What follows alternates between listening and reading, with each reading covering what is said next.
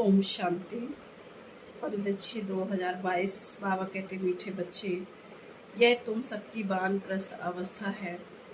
वापस घर जाना है, इसलिए बाप और घर को याद करो। पावन बनो, सब खाते खलास करो। प्रश्न है, बाप ही बच्चों को कौन सा धीरज देते हैं? बाबा का उत्तर है, बच्चे अभी इस रुद्र ज्ञान यज्ञ में अनेक प्रकार के विघ्न पड़ते हैं, परंतु धीरज धरो। जब तुम्हारा प्रभाव निकलेगा, ढेर के ढेर आने लगेंगे, फिर सब तुम्हारे आगे आकर माथा झुकाएंगे। बांधेलियों के बंधन खलास हो जाएंगे। जितना तुम बाप को याद करेंगे, बंधन टूटते जाएंगे। तुम विक्रमाजीत बनते जाएंगे। गीत है भोलेनाथ से निराला कोई और नहीं। ओम शांति। भोलेनाथ सदैव शिव बाबा को कहते हैं। शिव शंकर का भेद तो अच्छी तरह से समझा ही है। शिव तो ऊंचे ते ऊंच मूल वतन में रहते हैं। शंकर तो है सूक्ष्म वतनवासी। उनको भगवान कैसे कह सकते हैं? ऊंच ते ऊंच रहने वाला एक ही बाप है। फिर दूसरे तबके में हैं तीन देवताएं। वह है बाप ऊंचे ते ऊंच निराकार। शंकर तो आकारी है। शिव है भोलानाथ ज्ञान का सागर। शंकर को ज्ञान का सागर कह नहीं सकते, तुम बच्चे जानते हो। शिव बाबा भोलानाथ आकर हमारी झोली भरते हैं। आदि मध्य अंत का राज बता रहे हैं। रचना और रचना का राज बहुत सिंपल है। बड़े बड़े ऋषि मुनि आदि भी इन सहज बातों को जान नहीं सकते। जब वह रजोगुणी ही नहीं जानते तो तमोगुणी फिर कैसे जानेंगे? तो अभी तुम बच्चे बाप के सम्मुख बैठे हो। बाप अमर कथा सुना रहे हैं। यह तो बच्चों को निश्चय है, बरोबर हमारा बाबा यानी शिव बाबा सच्ची सच्ची अमर कथा सुना रहे हैं। इसमें कोई संशय नहीं होना चाहिए। कोई भी मनुष्य हमको यह नहीं सुना रहे हैं। भोलानाथ है शिव बाबा कहते हैं, मुझे अपना शरीर नहीं है, मैं निराकार हूँ। मैं हूँ निराकार। पूजा भी मुझ निराकार की ही करते हैं। शिव जयंती भी मनाते हैं। अब बाप तो जन्म मरण रहित है। वह है भोलानाथ, जरूर आकर सभी की झोली भरेगा। कैसे भरेगा यह तुम बच्चे ही समझते। अविनाशी ज्ञान रत्नों की झोली भरते हैं। यही नॉलेज है। ज्ञान सागर आकर ज्ञान देते हैं। गीता तो वही एक है, परंतु संस्कृति श्लोक तो है नहीं।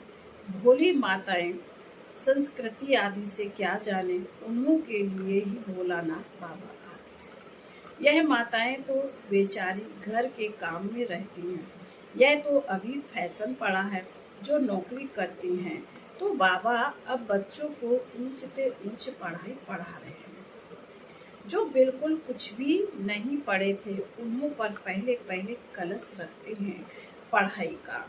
यूं तो भक्तियां सीताएं सब हैं। राम गया, राम आए। रावण की लंका से मुक्ति करने, अर्थात दुख से मुक्त करने।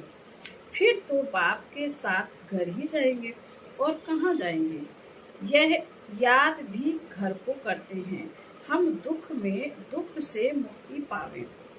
याद घर को करते हैं, हम दुख से मुक्ति पावे। बच्चे जानते हैं बीच में किसी को मुक्ति मिल नहीं सकती। सबको तमो प्रधान बनना ही है। मुख्य जो फाउंडेशन है वह जल जाता है। वह धर्म ही प्राय लोप हो जाता है। बाकी कुछ प्राय चित्र आदि जाकर रहते हैं। लक्ष्मी नारायण का चित्र भी गुम हो जाए तो यादगार कैसे मिलेगा? बरोबर जानते हैं देवी देवताएं राज्य करती थी। उन्हों के चित्र भी अभी तक हैं। बच्चों को इस पर समझाना है। तुम जानते हो लक्ष्मी नारायण बचपन में प्रिंस प्रिंसेस राधे कृष्ण थे। हम महाराजा महारानी बने हैं। वह है ही सतयुग के मालिक। देवताएं कभी पतित दुनिया में पैर नहीं धर सकते। श्री कृष्ण तो है ही बैकुंठ का प्रिंस। वह तो गीता सुना न सके। भूल भी कितनी भारी कर दी है। कृष्ण को भगवान कहा नहीं जा सकता, वह तो मनुष्य है। देवताएं धर्म, देवी देवता धर्म का, वास्तव में देवताएं ब्राह्मण, विष्णु शंकर तो सूक्ष्म वतन में ही रहते हैं। यहाँ मनुष्य रहते हैं, मनुष्य को सूक्ष्म वतन वासी नहीं कह सकते। ब्रह्मा देवताय नमः, विष्णु देवताय नमः कह देते हैं नाम, वह है देवी देवता धर्म। श्री लक्ष्मी देवी, श्री नारायण देवता मनुष्य को ही 84 जन्म लेने पड़ते हैं। अभी तुम बच्चे जानते हो, असल में हम देवता धर्म के थे। वह धर्म बहुत सुख देने वाला है, यह कोई कह ना सके। वहाँ हम क्यों नहीं, यह तो जानते हो ना कि वहाँ एक ही आदि सनातन देवी देवता धर्म था, फिर बाकी और धर्म नंबरवार आते हैं। यह तुम बच्चे समझा सकते हो। यह अनादि बना बनाया खेल है, उसमें फिर सतयुग होगा। भारत में ही होना है, क्योंकि भारतीय अविनाशी बनना है, इसका विनाश नहीं होता। यह भी समझाना पड़ता है। बाप का जन्म भी यहाँ होता है, उनका है दिव्य जन्म, जो मनुष्यों सदृश नहीं है। बाबा ने कहा बाप का जन्म भी यहाँ होता है, उनका है दिव्य जन्म, जो मनुष्यों सदृश नहीं है। बाप आए हैं,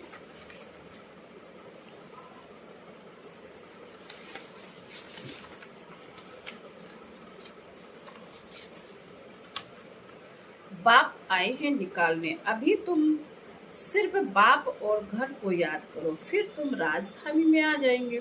यह तो आसुरी राजस्थान है। बाप ले जाते हैं देवी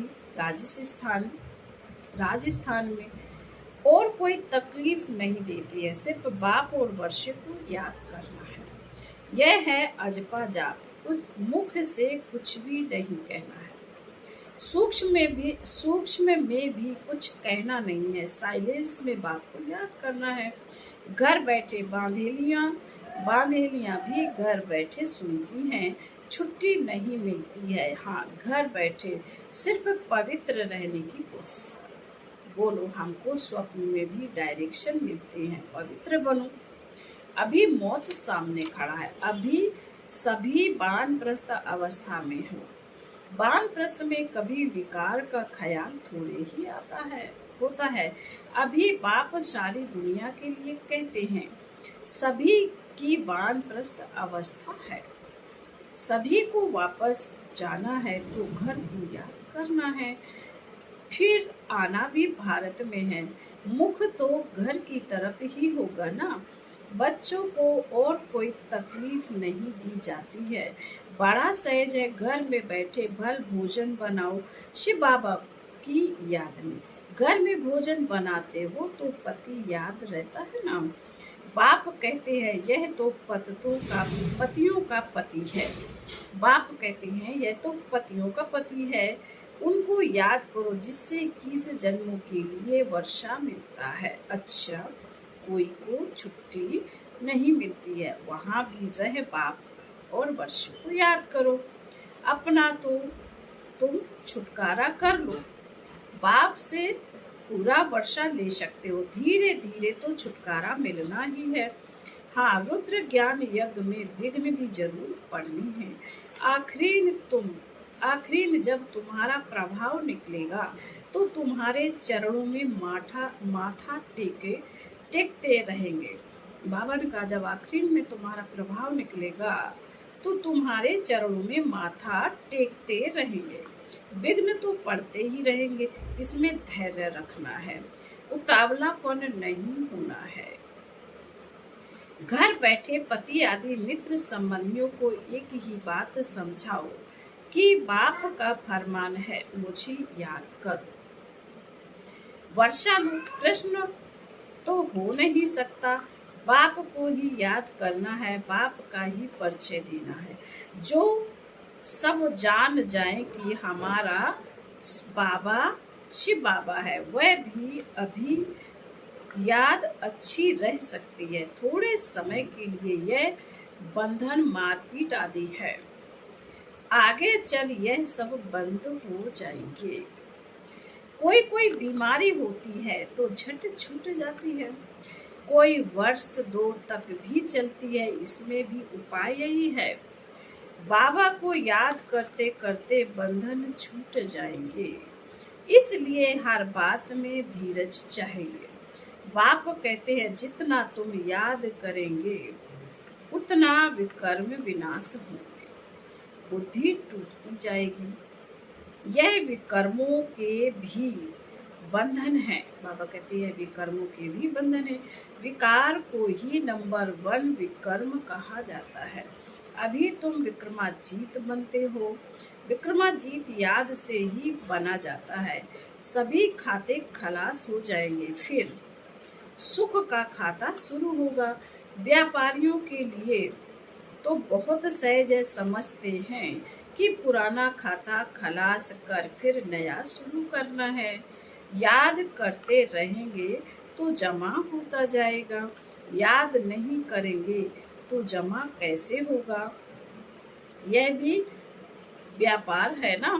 बाप तो कोई तकलीफ नहीं देते, धक्का आदि कुछ भी खाने का नहीं है, वो तो जन्म जन्मांतर खाते ही आए हैं।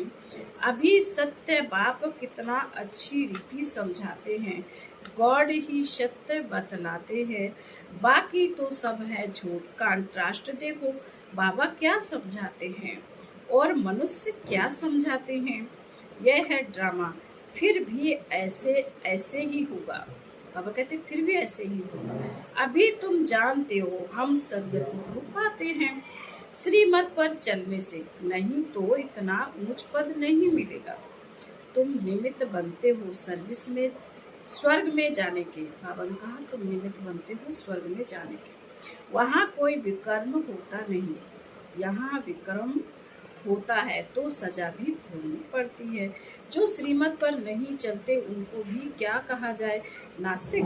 भल जानते हैं बाबा आस्तिक बनाते हैं, परंतु फिर भी अगर उनकी मत पर ना चले तो नास्तिक ठहरे ना।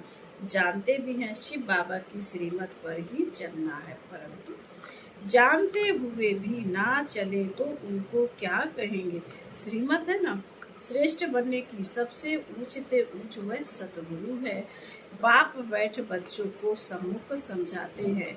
कल्प कल्प समझाया था, बाकी शास्त्र तो सब भक्ति मार्ग के हैं।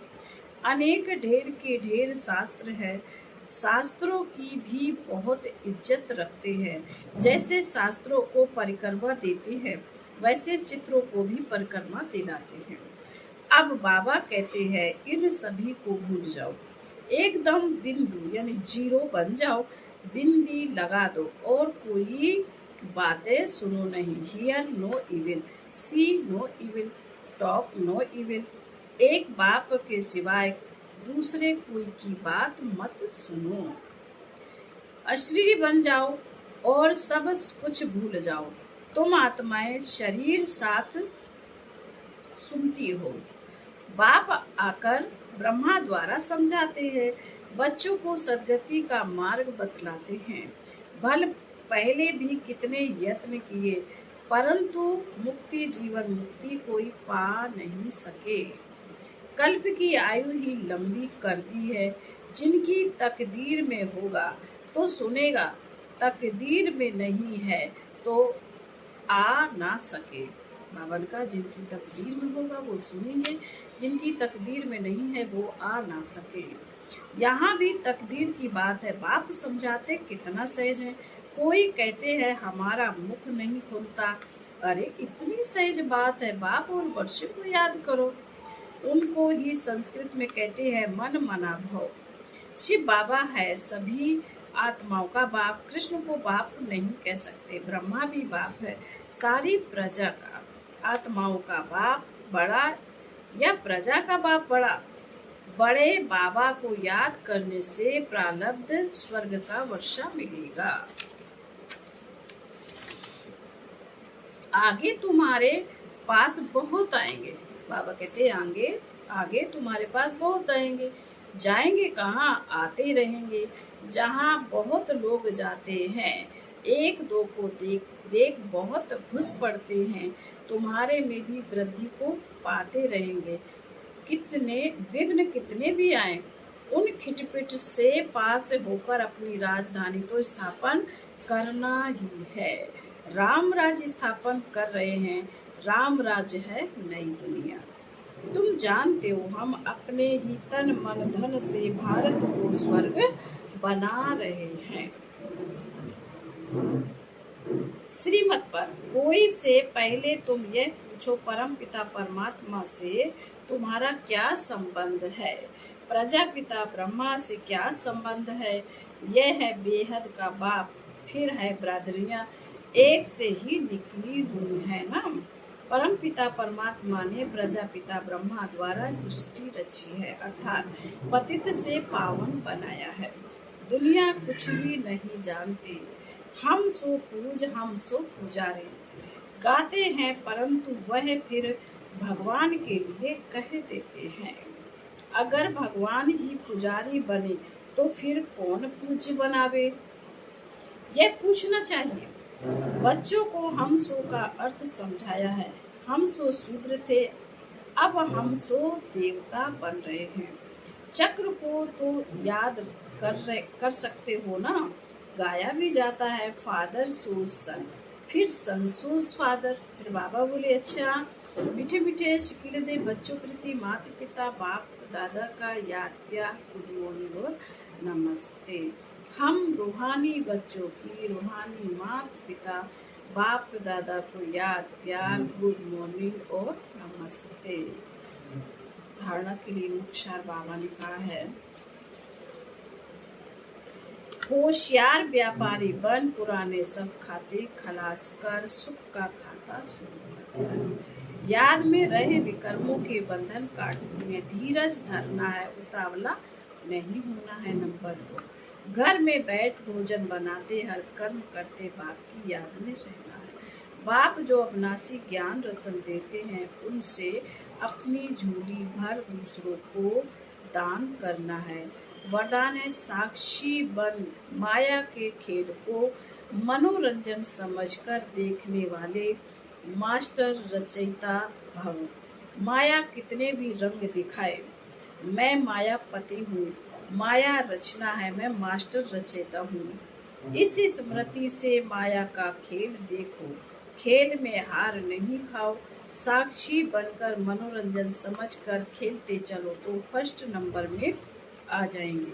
उनके लिए माया की कोई समस्या नहीं लगेगी, कोई क्वेश्चन नहीं होगा। सदा साक्षी और सदा बाप के साथ की स्मृति से विजयी बन जाएंगे। स्लोगन है, बाबा ने कहा है, मन को शीतल बुद्धि को रहने दे, मन को शीतल बुद्धि को रहने दे और मुख को मृदुल यानी मीठा बनाओ। ओम शांति।